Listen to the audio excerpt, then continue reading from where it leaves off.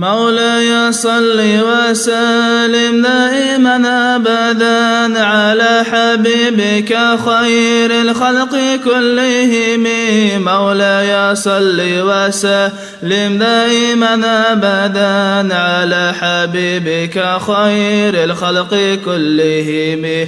Gözüm açık arayman bu dünyanın halına, aldın gitkin işlegi bugünlerde barına.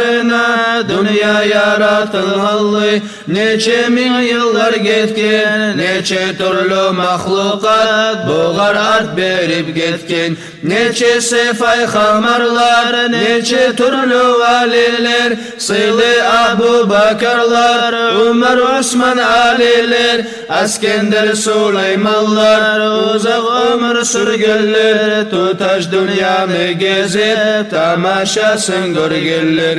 Allah bizde adaşan Firavunlar şadallar, dünyanı bilip algan Namrudlar bulan adılar, paydası için zulmetip halkını canını kıyganlar. Dünyaya paça bulup bitmiş mallar cıyganlar. Ne buldu kayda gitti biri de görünmelir, ne çakı geçirsen da biri cevap vermelir. Kara yerde yattılar kumtulup gözlerini, onca cıygan malından kömük yok özlerini. Onlar bir kervan idi erterek göçüp gitken, biz para hatırsak da biz gideyiz gitken. Bu dünyaya aldanma, yoktur bunu vapası, rahatlık bir de vermez, her gün artar capası.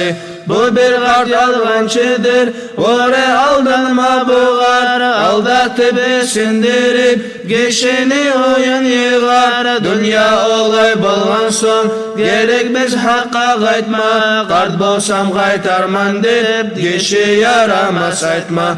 Kart bulgunca dünyada seni koyarma turma, Resulü hadisinden olay de betin burma. Gafıl turganın taman enni tüzelme kara, özün görüp turasan neçeler getip bara. Erterekten hazır et ahiratla azığın, tinçlikta hoşken canğa çıksın seni yazığın. Bir oğlum var boynunda onu bilmege gerek, hali gaydan bolsun dep varete vermeyerek. O sağa köp yoktur gelgenin bilmey kallar, malınla o yahrünge bozartıp canın ağlar. Etken amalın bolur targa burada yoldaşım, biri de payda vermez malın mülkün kardeşin. Yakşa mal etken bulsan cennet bulur mekenin, ama talaysız bulsan